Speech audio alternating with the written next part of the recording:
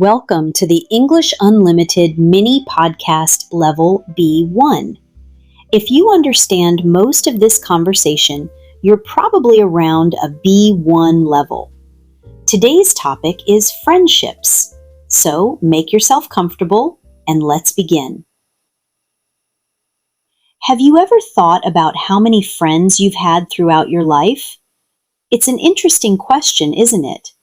If you really stop and think about it, you've probably met hundreds of people.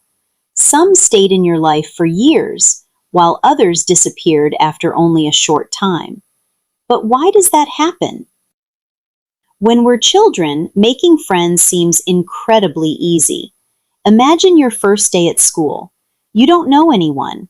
Maybe you feel a little nervous. Then another child walks over and asks, "Do you want to play?" Just like that, you've made a friend. Children don't usually worry about jobs, money, or social status. They don't ask where someone works or how much they earn. They simply enjoy playing together. I sometimes think adults could learn something from children. As we grow older, making friends becomes much more complicated. Have you noticed that? Maybe you start a new job. On your first day, everyone seems friendly. People introduce themselves, smile, and ask where you're from. You have lunch together. You laugh at a few jokes. You think, these people seem really nice. But then, everyone gets busy. Someone has to pick up their children after work. Another person goes to the gym. Someone else has evening classes. Before you know it, everyone goes home, and those friendly conversations stay at the office. Have you ever experienced that? I know I have. It's funny because as adults, we often spend 8 hours a day with the same people, yet we know very little about their lives. We know what they do at work. We know their favorite coffee. We know who always arrives early. But we don't always know what makes them happy, what they dream about, or what they're worried about. Real friendship takes time. It doesn't usually happen in one conversation. It grows little by little. I also think technology has changed the way we make friends. Today, it's possible to meet people from all over the world. Maybe you've made friends while learning English. Maybe you've met someone through social media. Or perhaps you've joined an online community because you share the same hobby. Isn't that amazing? 20 or 30 years ago, this would have been almost impossible. Today, you can have a close friend who lives thousands of kilometers away. You may never meet them in person, yet you still enjoy talking to them. You support each other. You celebrate good news together. And sometimes, they understand you better than people who live nearby. Friendship really has changed. But one thing hasn't changed: trust. Without trust, it's difficult to build any relationship. Think about your closest friend. Why do you trust that person? Is it because they're honest? Because they always keep your secrets? Because they listen without interrupting? Everyone has a different answer. For me, trust isn't built in one day. It's built through many small moments. Keeping a promise, being there when someone needs you, remembering an important date, sending a message just to ask, "How are you?"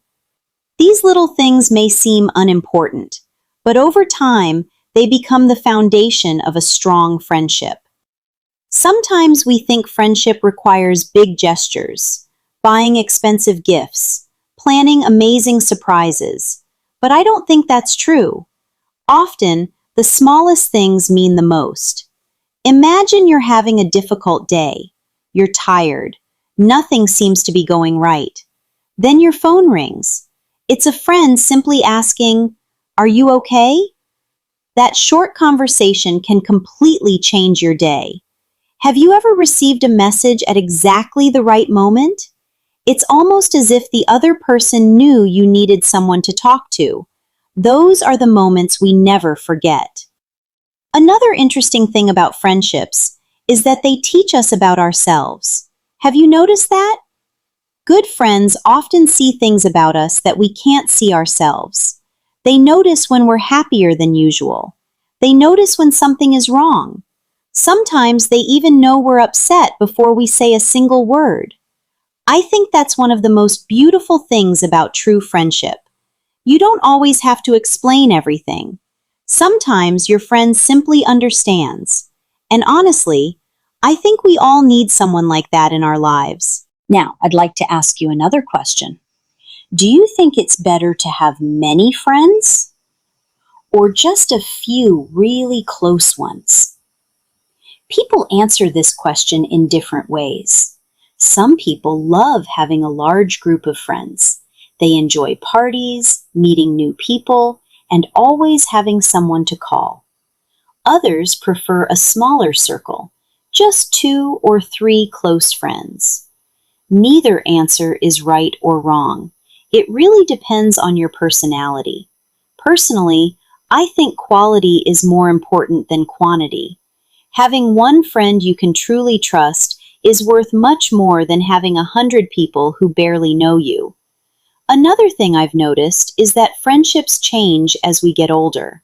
When we're teenagers, we often see our friends almost every day. We go to school together. We spend weekends together. Sometimes we even talk on the phone for hours. But adulthood is different. Life becomes busy. People start new jobs. Some get married. Some have children. Others move to different cities or even different countries. Suddenly, meeting a friend for coffee becomes something you have to schedule weeks in advance. Have you noticed that? Sometimes we think a friendship is becoming weaker, but maybe it's simply becoming different. A good friendship doesn't always need daily conversations. Sometimes you don't speak for weeks. Then one day you meet again, and it feels as though no time has passed at all. I think those friendships are very special. Of course, not every friendship lasts forever, and that's perfectly normal. Some people enter our lives for only a short time. Maybe they helped us through a difficult period. Maybe they made us laugh when we needed it most. Maybe they taught us an important lesson. Then life took both of you in different directions. That doesn't mean the friendship failed. Sometimes it simply reached its natural ending. I think that's one of the hardest things to accept. Not every relationship is meant to last forever, but every friendship can leave us with something valuable. Maybe a wonderful memory, maybe a new way of thinking, or maybe just the reminder that kind people exist. Now let me ask you something. What do you think makes a good friend? Is it honesty, loyalty, kindness, a good sense of humor? Personally, I don't think there's only one answer. But if I had to choose just one quality, I'd probably choose trust. Trust is something that grows slowly. It can't be bought, it can't be rushed, and once it's broken, it can be very difficult to rebuild. That's why I think honesty is so important. Good friends tell the truth, even when it's uncomfortable. Of course, they do it kindly. They don't try to hurt us. They simply care enough to be honest. And that's a wonderful thing. I also believe good friends celebrate our successes. Sometimes that's harder than we think. Imagine your friend gets a promotion, or buys their dream house, or finally achieves something they've worked hard for. A real friend feels happy for them, not jealous, not competitive, just genuinely happy. I think that's one of the signs of a healthy friendship. Before we finish today's conversation, I'd like to leave you with a small challenge. Think about one person who has made your life better. It could be a childhood friend, a coworker, a family member, or someone you've met recently. Have you told them how much you appreciate them? If not, why not send them a message today?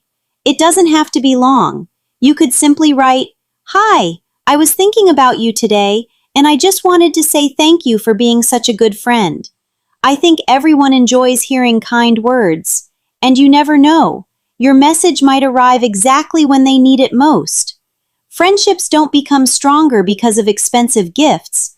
They become stronger through small acts of kindness. A phone call, a message, a coffee together, A simple question like, "How have you been?" Those little moments often become our biggest memories.